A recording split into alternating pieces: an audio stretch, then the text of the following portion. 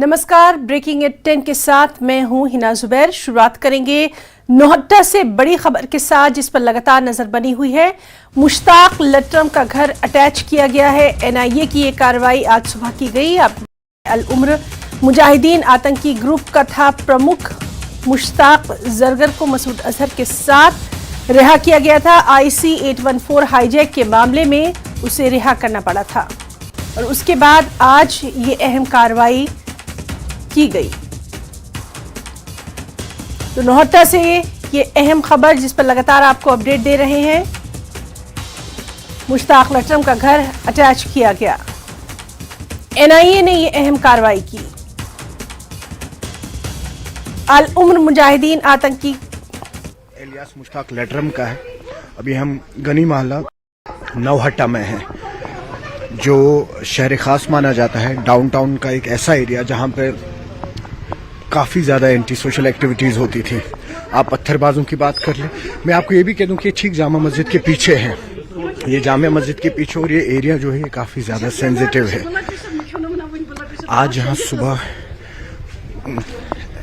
MHA की team आई और उन्होंने यहाँ पे इनके घर पे, मुश्ताक जरगर के घर पे एक लीगल नोटिस लगाया है, जिस पे साफ साफ ये लिखा गया है कि जो घर है, जो मुश्ताक जरगर एलियास मुश्ताक लटरम, तो एक अल उम्र मुजाहिदीन के जो फाउंडर थे, उनका घर था, वो आज यहाँ पे सीज कर दिया गया है। आप देखें तो ये जो एक्टिविटीज़ हैं MHA NIA की और JK पुलिस और आर्मी की एक कलेक्टिव एफर्ट्स है। और आप देख रहे होंगे कि काफ़ी सारी जगहें जो हैं वो अभी रेड हो चुकी हैं, सील हो चुकी हैं। हाल ही में एक सर्कुलर भी पास हुआ था SIU का भी, जहां पे ये मेंशन किया गया था कि अगर किसी भी जगह पे, यहाँ पे किसी भी टेररिस्ट को जगह दी जाएगी, पनाह दी जाएगी या उनकी कोई भी प्रॉपर्टी है, उस पे कड़े से कड़े स्टेप्स लिए जाएंगे। जहांगीर अजीज के साथ कफील। सीधे रुख करेंगे हमारे साथी परवेज भट्ट का। परवेज, जिस तरह से आज सुबह से लगातार ये तस्वीरें हम अपने दर्शकों तक पहुंचा रहे हैं, बेहद अहम इनको माना जा रहा है। सुबह से लेकर अभी तक की तमाम तर तफसीलात हम आपसे जानना चाहेंगे।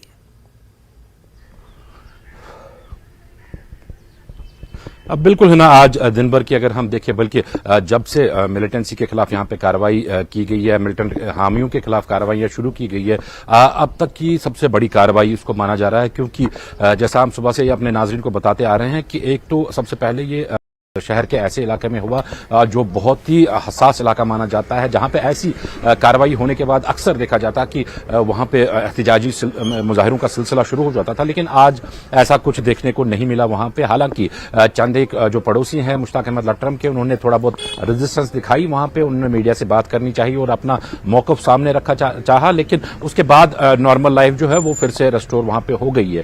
अगर कार्रवाई के हवाले से हम बताएं तो 2 मलरा पे ये मुश्ताक लटरम की प्रॉपर्टी है। गनी मोहल्ला है, जामिया मस्जिद के एकदम साइड में ये मोहल्ला आता है। वहां पे ये मकान इनका वाक़या है। बताया जाता है कि एंसेस्ट्रल मकान है इनका, का पुश्तैनी घर है यहाँ पे।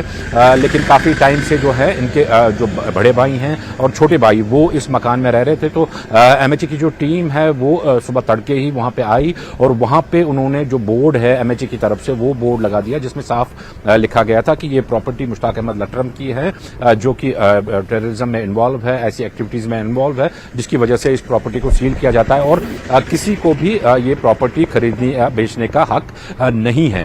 तो अगर दूसरे ओर से हम बात करें तो मुश्ताक लटरम के खिलाफ एक कार्रवाई की गई है। इस हवाले से भी ये बहुत बड़ी एक कार्रवाई मानी जा रही है। जैसा कि लोग जानते ही होंगे कि जब 90s में जो मिलिटेंसी स्टार्ट हुई तो बेसिक मेंबर जो थे इस मिलिटेंसी के, जो 5 कमांडर्स यहाँ से गए थे, उनके काफ़ी क्लोज माने जाते थे मुश्ताक लटरम, उसी ग्रुप से वाबस्ता थे। लेकिन क्योंकि वो ग्रुप JKLF का था और उनकी आइडियोलॉजी डिफरेंट थी और मुश्ताक लटरम की आइडियोलॉजी तो थी वो काफ़ी परे थी उनसे, तो उन्होंने फिर उनसे अलग होकर अपना एक ग्रुप बनाया, अल उम्र मुजाहिदीन जिसका नाम था। तो फिर उसी के कमांडर वो काफ़ी टाइम तक रहे। वो 91 में तकरीबन उनको गिरफ्तार किया गया। फिर जब हाईजैकिंग हुई 99 में कांधार एरोप्लेन की, उसमें उनको रिहा कर दिया गया था। मास्टरमाइंड थे ये कहीं एक्टिविटीज के सिक्योरिटी फोर्सेस पे अगर हमले की बात करें उनमें या फिर रुबिया सैयद जो किडनैपिंग हुई थी उसके हवाले से और भी तकरीबन 10 से ज्यादा केसेस जो हैं वो मर्डर के इन पे अभी तक हैं। जब इनको रिहा किया गया था तो उसके बाद उन्होंने बेस अपना जो है वो पीओके में ही बनाया और वहीं से जो है तकरीरी कार्रवाइयों में ये इन्वॉल्व रहे। फिलहाल इनकी साइटिंग जो पाकिस्तान के कई इलाकों में हुई, कराची में से भी खबरें आई थी कि वहां पे भी वो सक्रिय हैं और इस्लामाबाद से भी उनकी खबरें आई थी, लेकिन बेस जो हमेशा है उनका वो पीओके में ही रहा है। तो आज की अगर हम बात करें जो लगातार जो कार्रवाइयां हो रही हैं मिलिटेंट्स के हामियों के खिलाफ या फिर जो मिलिटेंट फंडिंग में इन्वॉल्व है, जो फंड करते हैं मिलिटेंसी को, यहाँ पे उनके खिलाफ जो कार्रवाइयां चल रही हैं, आज तक की सबसे बड़ी कार्रवाई उसको माना जा रहा है। और साथ में जो SIU है या NIA है, जो इनकी कार्रवाइयां हैं, इन सब में आज की कार्रवाई सबसे सरफिरिस्त है। जी ना जी परवेज, तमाम तर तफसीलात आपने हमारे तमाम नाज़रीन को दी हैं। आपसे ये भी जानना चाहेंगे, कई अहम केसेस जो हैं वो इस अहम मामले से जुड़े रहे हैं। हम देख रहे हैं कि लगातार इन केसेस में बहुत सारी चीज़ें भी सामने आई हैं, कई तरह की गवाहियाँ ली गई हैं, लगातार हम अपडेट अपने नाज़रीन को देते रहे हैं। तो उन केसों के ताल्लुक से भी, केसेस के ताल्लुक से आपसे जानना चाहेंगे कि अब कहीं ना कहीं उन केसेस में भी कुछ पेशरफ्त जो है वो देखने को मिलेगी और आज की जो कार्रवाई की गई है कहीं ना कहीं इसका बराह रास्त ताल्लुक भी उन्हीं तमाम तर केसेस से है।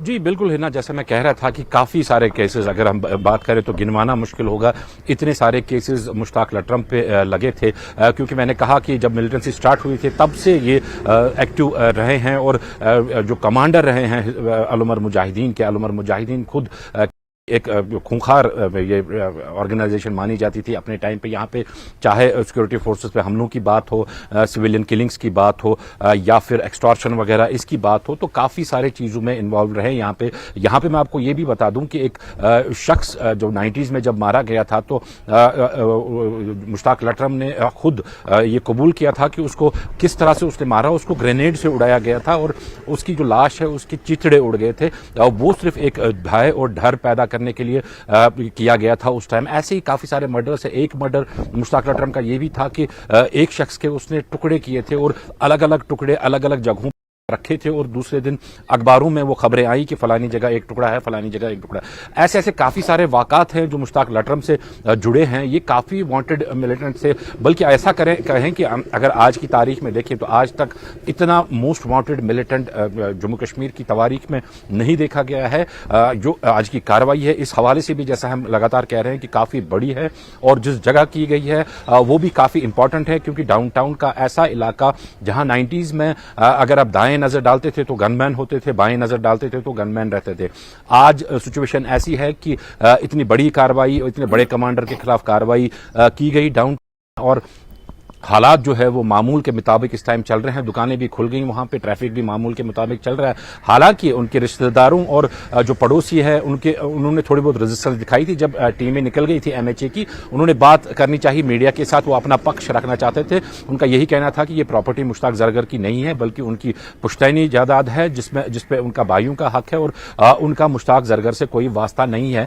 ये उन्होंने मीडिया को बताना चाहा, लेकिन फिर मीडिया भी वहां से हट गई ताकि जो अमन अमान की सूरत हाल है वो बरकरार रहे वहां पे। तो बिल्कुल काफी सारे केसेस हैं, तकरीबन 10 के करीब मर्डर केसेस ही बताए जाते हैं। उसमें सिक्योरिटी फोर्सेस पे कितने इसके अलावा हैं, या फिर जो रुबिया सैयद किडनैपिंग केस है उसमें कितना रोल है इनका, वो तो सारी बातें आया हैं। तो बेशक धीरे धीरे जो कार्रवाइयां हैं वो आप देखते होंगे कि धीरे धीरे कार्रवाइयां मिलिटेंसी जो पुराने केसेस भी हैं उनको खोल के रिवाइव किया जा रहा है। उनको हम देख रहे हैं कि JKLF चीफ यासिन मलिक जो हैं उनके कोर्ट में बाज़ाब्ता रोजाना हेयरिंग होती है जम्मू कोर्ट में रुबिया सैयद और एयरफोर्स अटैक मामले में, उनके खिलाफ भी कार्रवाइयां चल रही हैं। जितने भी बाकी जो फॉर्मर मिलिटेंट्स थे जिन्होंने बाद में मिलिटेंसी छोड़ के वो हुर्रियत का दामन थाम लिया था, उनके खिलाफ भी कार्रवाइयां चल रही हैं और ज्यादातर ऐसे लोग जो हैं वो जेलों में ही हैं इस टाइम। लेकिन मुश्ताक लटरम जो हैं वो, क्योंकि 99 में उनको छोड़ दिया गया था कांधार प्लेन हाईजैकिंग के बाद, वो पाकिस्तान में सक्रिय हैं और पाकिस्तान से ही ऑपरेट करते हैं। जी ना बिल्कुल परवेज, इलाके की आपने बात करी और ऐसी कई तस्वीरें हम इससे पहले भी माजी में देख चुके हैं कि आज जिस तरह की कार्रवाई सुकून के साथ की गई, ये कानूनी अमल था जो कि आराम से यहाँ पर किया गया। ये तस्वीर शायद इससे पहले कभी नहीं देखी गई थी। कई बार ख़ास तौर पर अगर हम बात करें तो जुमे की नमाज के बाद कई ऐसी तस्वीरें आती थी जो कि कहीं ना कहीं डिस्टर्ब करने वाली होती थी, और आज की जो तस्वीर है, यानी जो कानून हाल है या एमएचए की जो नज़र बनी हुई है, एमएचए की टीम भी वहां पर पहुंची है, तो तमाम तर चीज़ों को वाज़े तौर पर यहां आम लोगों के सामने पेश कर रही है।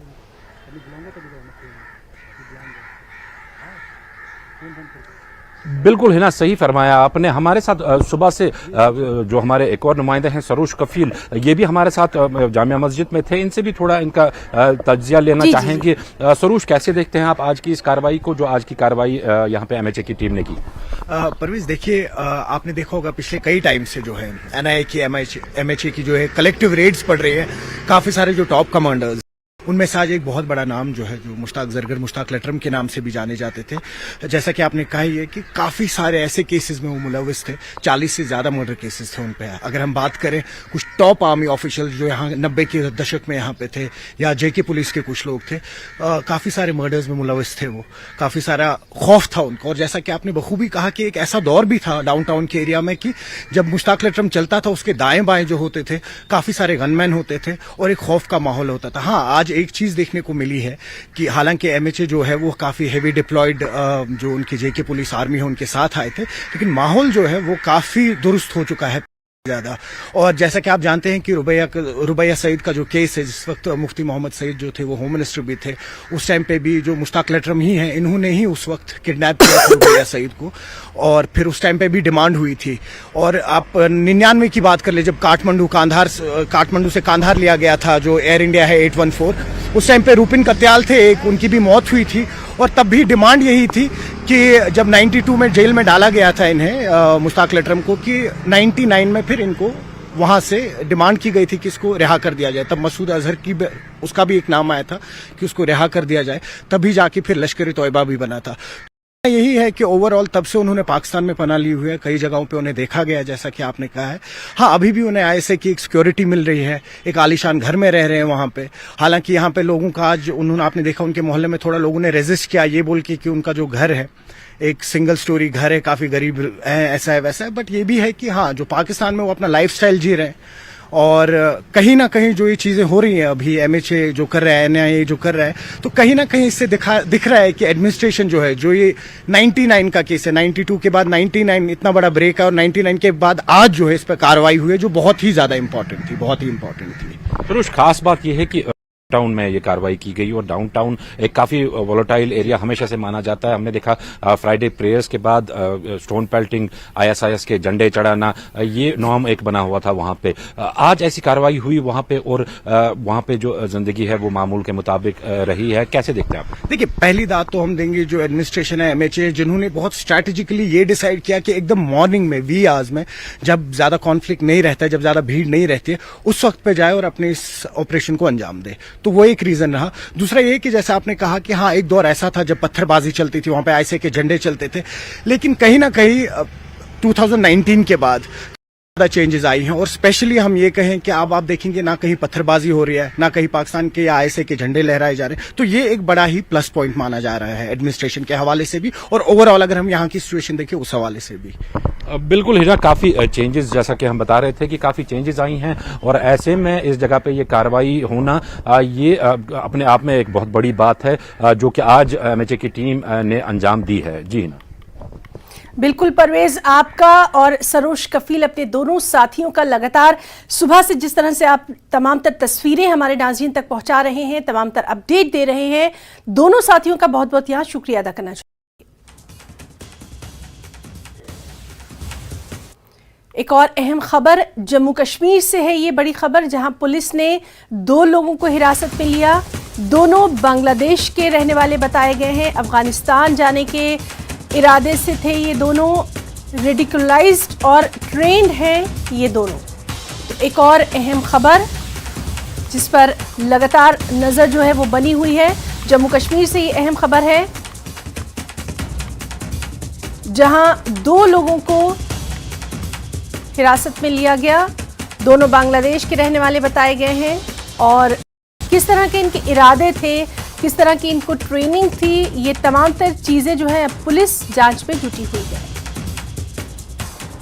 जम्मू कश्मीर पुलिस को एक बड़ी कामयाबी हाथ लगी है। बताया जा रहा है कि बस स्टैंड पुलिस स्टेशन ने 2 लोगों को यहां पर हिरासत में लिया है, जिसमें कि बताया ऐसा जा रहा है कि ये 2 लोग जो हैं वो बांग्लादेश से आए हैं, जो कि अफगानिस्तान जाना चाहते थे। हालांकि सूत्रों के हवाले से ये जानकारी निकलकर सामने आ रही है, बट अभी की जानकारी के मुताबिक ये क्रॉस बॉर्डर टेररिज्म का मामला हो सकता है, क्योंकि बांग्लादेश से ये दोनों व्यक्ति जो है वो आए हैं और उसके बाद ये अफगानिस्तान जाना चाहते थे, जिसके बाद जम्मू कश्मीर पुलिस ने इन्हें बस स्टैंड में पहुंचा और फिलहाल के लिए बस स्टैंड पुलिस स्टेशन में इनके साथ कार्रवाई जो इनसे बातचीत जो है वो की जा रही है। आपको बता दें कि इस तरह की भी जानकारी सूत्रों के हवाले से निकलकर सामने आ रही है कि ये जो दोनों लोग हैं ये ट्रेंड हैं और रेडिकलाइज्ड हैं और किसी बड़ी वारदात को अंजाम दे सकते थे। उससे पहले ही जम्मू कश्मीर पुलिस ने जो है वो यहाँ पर इन्हें हिरासत में लिया और उसके बाद लगातार इनसे बातचीत, इनसे जो पूछताछ है वो यहाँ पर की जा रही है और उम्मीद है कि कई सारे और भी इसमें सुराग जो है जम्मू कश्मीर पुलिस को मिल सकते हैं। बहुत बड़ी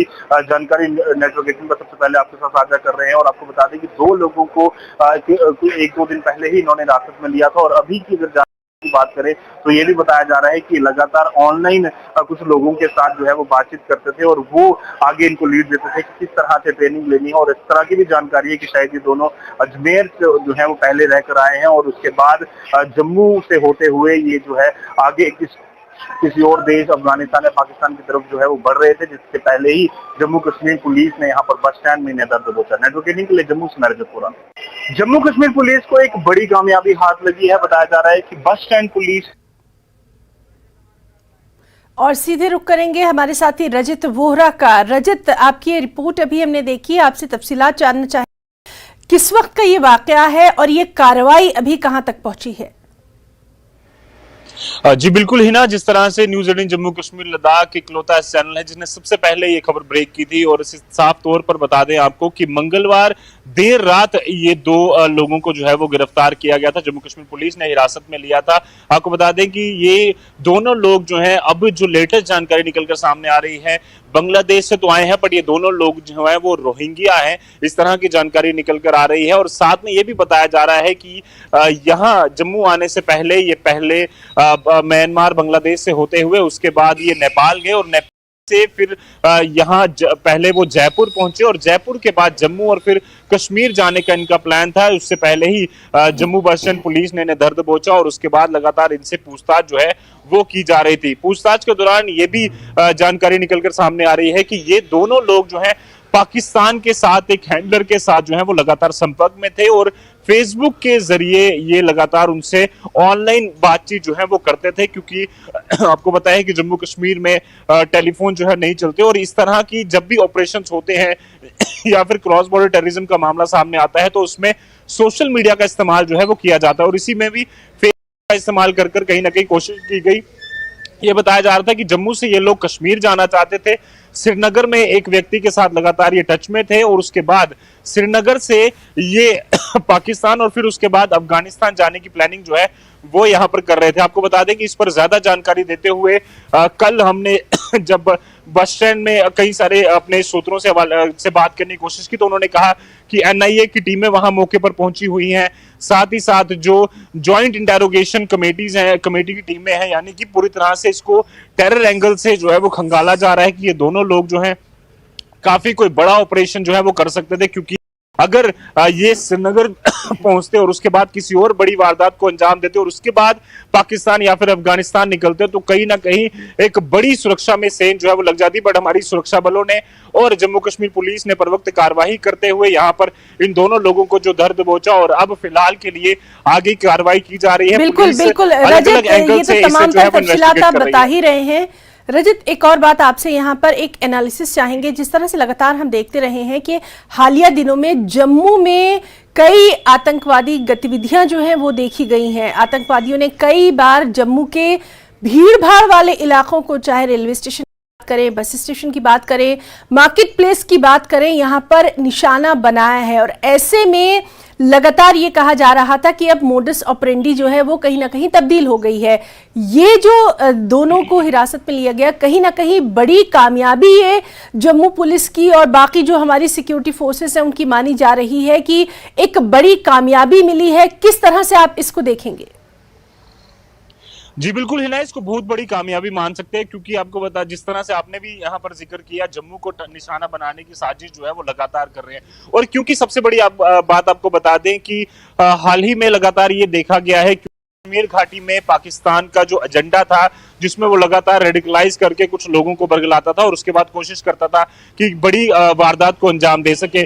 पर जो प्लान पाकिस्तान का पहले होता था पूरी तरह से फेल हो चुका है। इसीलिए अलग अलग टेक्निक्स और क्योंकि रोहिंग्या जो है वो एक वनरेबल ग्रुप है, उनका इस्तेमाल करके भी किसी तरह से बड़ी कार्रवाई जो है वो कश्मीर घाटी में या जम्मू में ये जो है वो की जा सकती थी। इसीलिए सुरक्षा बल जो है वो किसी भी एंगल को यहाँ पर नहीं छोड़ रहे। एक तरफ जहां पर टेरर एंगल को खंगाला जा रहा है, वहीं ये भी चीजें देखी जा रही हैं कि क्या कुछ और मकसद से ये दोनों लोग जो हैं वो जम्मू आए थे और फिर उसके बाद पाकिस्तान और अफगानिस्तान जाने का इनका प्लान था।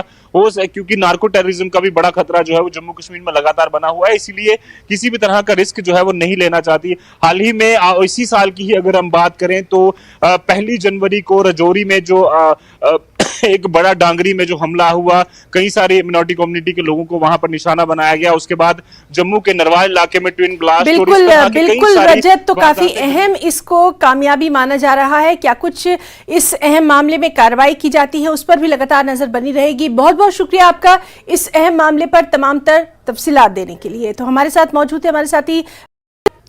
तो ब्रेक के बाद ब्रेकिंग एट 10 में एक बार फिर से आपका बहुत स्वागत करते हैं। अहम खबर एक और आपको दे दें, जहां डीजीपी चंडीगढ़ ने एक अहम मीटिंग बुलाई है। हिमाचल और जेके पुलिस महानिदेशक की ये बैठक है और नार्को टेररिज्म के खतरे पर यह बैठक बुलाई गई है। उत्तर भारत में लगातार बढ़ता जा रहा है नार्को टेररिज्म का खतरा और उसी को देखते हुए जम्मू कश्मीर पुलिस के वरिष्ठ अधिकारी इस बैठक में भाग लेंगे। तो बेहद अहम ये खबर है, जिस तरह से लगातार नशे के खिलाफ नकेल कसने की पूरी तैयारी की जा रही है। इस तरह की खबरें लगातार हम आपको दिखाते रहे हैं। उसी सिलसिले को आगे बढ़ाते हुए डीजीपी चंडीगढ़ ने एक अहम बैठक बुलाई है, एक अहम मीटिंग बुलाई है, जिसमें हिमाचल और जम्मू कश्मीर पुलिस महानिदेशक की ये मीटिंग है। नार्को टेररिज्म के खतरे पर इसका इनेकाद किया जा रहा है। हमारे साथ मौजूद है इस वक्त हमारे सहयोगी मनोज राठी। मनोज, बेहद अहम ये खबर है और जिस तरह से लगातार हम देख रहे हैं, खुद हम अपने चैनल पे दिखाते रहे हैं कि नार्को टेररिज्म का खतरा लगातार बढ़ता जा रहा है, उस पर नकेल कसने की लगातार दिखाई दे रही है। इस मीटिंग के ताल्लुक से जानना चाहेंगे।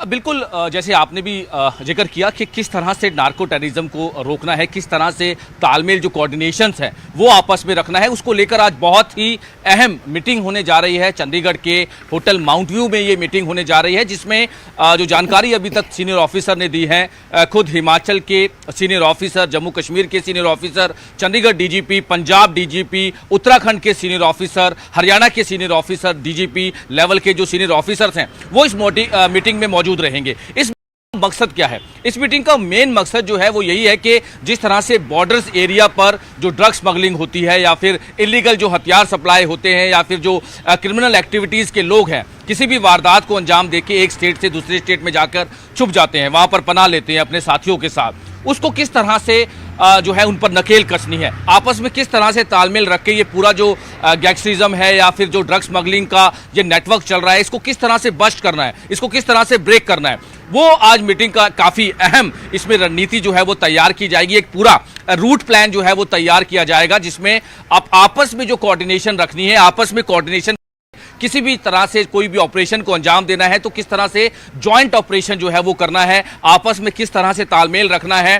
कोई भी अगर ड्रग स्मगलिंग की मामला आता है बॉर्डर एरिया से या आपस में जो जिस तरह से जो बड़े स्मगलर्स हैं उन पर किस तरह से नकेल कसनी है, क्योंकि पिछले दिनों कई चीज़ें देखी गई हैं, किस तरह से पंजाब से सटे बिल्कुल हिमाचल की बात करें, चंडीगढ़ की बात करें, हरियाणा की बात करें, तो ड्रग स्मगलिंग और स्मगलिंग का जो ये पूरा नेक्सस है, हालांकि कई जगह पर पुलिस ने सफलता भी हासिल की है, कई लोगों को इसमें गिरफ्तार किया है और कई रिकवरीज, बड़ी रिकवरी जो है वो पुलिस ने की है, लेकिन उसको लेकर और भी किस तरह से इसको मजबूत किया जाए, किस तरह से आपस में कोऑर्डिनेशन किया जाए, तरह से आपस में तालमेल जो दूसरे स्टेट की जो पुलिस है आपस में जो कोऑर्डिनेशन बनाई जाए, उसको लेकर आज बहुत ही अहम मीटिंग जो है वो चंडीगढ़ में होने जा रही है, जिसको लेकर चंडीगढ़ के जो डीजीपी हैं, पंजाब के जो डीजीपी हैं, हरियाणा के, उत्तराखंड के, जम्मू कश्मीर के, हिमाचल के जितने भी जो सीनियर अधिकारी हैं वो अपनी अपनी जो है वो चीजें रखेंगे, अपनी अपनी जो रणनीति, अपने अपने जो रूट प्लान्स हैं उनको साझा करेंगे कि किस तरह से हम क्या क्या कर सकते हैं। क्योंकि थोड़े दिन पहले भी एक मीटिंग हुई थी, कोऑर्डिनेशन मीटिंग हुई थी चंडीगढ़ डीजीपी और पंजाब डीजीपी, हरियाणा डीजीपी के, उसमें यही चीज़ों पर ध्यान दिया गया था कि जो बॉर्डर्स एरिया पे है, जो बॉर्डर्स एरिया पे है उन पे किस तरह से सीसीटीवीज जो लगाए जाएं और सीसीटीवीज की हेल्प से या फिर जो पुलिस फोर्स है उसको बढ़ाया जाए कि किसी भी तरह से कोई स्मगलिंग या किसी भी तरह से किसी जो क्रिमिनल एक्टिविटीज़ के लोग हैं वो किसी भी तरह की वारदात को अंजाम देके दूसरे स्टेट में ना जाएं। क्योंकि पीछे काफ़ी देखा गया है कि जैसे पंजाब में कई जो गैंगस्टरिज्म जो है वो काफ़ी ज़्यादा बढ़ावा दिया है, यहाँ से वारदात करने के अंजाम देने के बाद वो जम्मू कश्मीर में छुप जाते हैं, हिमाचल में छुप जाते हैं और उसके बाद जॉइंट ऑपरेशन से उनको जो है वो लाया गया। हालांकि जॉइंट ऑपरेशन में कई दिक्कतें भी आई, किस तरह से कोऑर्डिनेशन जो है वो बनाया या कई बार कोऑर्डिनेशन नहीं बनता, उसको और भी मजबूत किया जाए, तालमेल साथ के साथ इसको लेकर आज अहम मीटिंग जो है वो होने जा रही है। 12 बजे ये मीटिंग होगी, उसके बाद मीडिया को भी ब्रीफिंग किया जाएगा कि किस तरह की रणनीति जो है वो तैयार की जा रही है, किस तरह से जो है कोऑर्डिनेशन बनाया जा रहा है, किस तरह से बॉर्डर एरिया पे और सख्ती करके सीसीटीवी कैमरे की बात की जा रही है। इन सारी चीज़ों को लेकर आज मीटिंग जो है वो होने जा रही है। जी बिल्कुल मनोज, काफ़ी डिटेल्स में आपने इस मीटिंग के ताल्लुक से यहाँ पर जानकारी दी है। मनोज, लगातार पिछले कुछ दिनों से हम ये खबरें भी देखते रहे हैं, खुद अपने चैनल पर हम ये ब्रेक करते रहे हैं कि सरहद पार से, बॉर्डर पार से जो ड्रोन का खतरा है, ड्रोन के जरिए इस तरह की चीजें यहाँ पर भेजी जाती हैं और जो बलून्स आते हैं, गुब्बारे, लगातार खास तौर पर सरहदी इलाकों में निशाना बनाया जाता रहा है। इन तमाम चीजों को देखते हुए कितना जरूरी हो जाता है जो लोकल्स हैं, जो स्थानीय लोग हैं, उनको इन तमाम चीजों के बारे में जानकारी देना ताकि वो अवेयर रहें और इस तरह की कोई भी चीज अगर उन्हें नजर आती है तो तुरंत पुलिस को उसकी सूचना दी जाए। इस बारे में भी आपसे थोड़ा सा एनालिसिस चाहेंगे। बिल्कुल, बहुत ही अहम सवाल आपने किया कि ड्रोन एक्टिविटीज पिछले दिनों थोड़ा सा अगर हम बैकग्राउंड में जाएं तो जो ड्रोन एक्टिविटीज हैं बॉर्डर्स एरिया पे वो काफ़ी ज़्यादा एक्टिविटी दिखी। हालांकि बहुत बड़ी सफलता भी हासिल की है बीएसएफ ने और पंजाब पुलिस ने या फिर दूसरे पुलिस ने जॉइंट ऑपरेशन करके इनको जो है वो बस्ट किया है। कई रिकवरी जो है वो की है, ड्रग्स की रिकवरी बड़े लेवल पे की गई है, जो इलीगल वेपन्स हैं उनकी रिकवरीज काफ़ी ज़्यादा की है। लेकिन पिछले दिनों थोड़ा सा अगर हम बैकग्राउंड में जाएँ तो काफ़ी जो ड्रोन की एक्टिविटीज़ है वो बड़ी हैं। इसी को लेकर भी अहम चर्चा जो आज होने वाली है, जिसमें कई चीज़ों पर विचार विमर्श किया जाएगा कि बॉर्डर्स एरिया जो क्रॉस बॉर्डर से किसी भी तरह से उनके जो मंसूबे होते हैं उनको किस तरह से नाकाम करना है, उनके मंसूबों को किस तरह से नाकाम करके अपनी जो फोर्स, जो कोऑर्डिनेशन है, जो जॉइंट ऑपरेशन है, उनको किस तरह से और भी मजबूत किया जाए। क्योंकि जैसे आपने बताया कि आसपास के जो बॉर्डर्स एरिया के जो वहां पे रेसिडेंट्स हैं, वहां के जो लोग हैं, उनको भी टाइम टू टाइम जो पुलिस है उनको टाइम टू टाइम ये जरूर अवेयर करती है कि किस तरह से अगर कोई एक्टिविटी होती है तो उसको किस तरह से पुलिस के संज्ञान में लेकर आना है, किस तरह से बताना है। क्योंकि जो शरारती अंसर है या जो सप्लायर हैं बड़े ही शातिर तरीके से लेट नाइट के समय करीब 2 बजे, 3 बजे, 4 बजे इस पूरी ड्रोन एक्टिविटीज को कोशिश करते हैं, लेकिन उसको किस तरह से बस्ट किया जाए। बिल्कुल मनोज राठी, तो बेहद अहम ये आज की मीटिंग रहने वाली, आगे भी आपसे लगातार हम अपडेट लेते रहेंगे। बहुत बहुत शुक्रिया यहाँ पर आपका अदा करना चाहेंगे। तमाम तर तफसीलात आपने हमारे दर्शकों के सामने रखी हैं। तो हमारे साथ मौजूद थे हमारे साथी मनोज राठी, जो कि इस अहम मीटिंग के ताल्लुक से तमाम तर तफसीलात आप तक पहुंचा रहे थे। तो डीजीपी चंडीगढ़ ने ये अहम मीटिंग बुलाई है और जिस तरह से हमारे साथी मनोज बता रहे थे कि 12 बजे के करीब ये मीटिंग होना है, इस पर लगातार नजर बनी हुई है।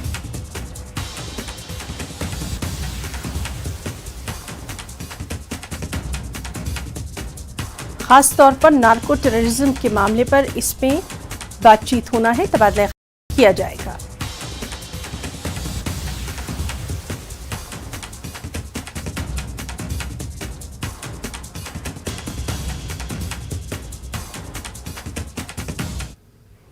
यहां रुकना चाहेंगे एक छोटे से ब्रेक के लिए।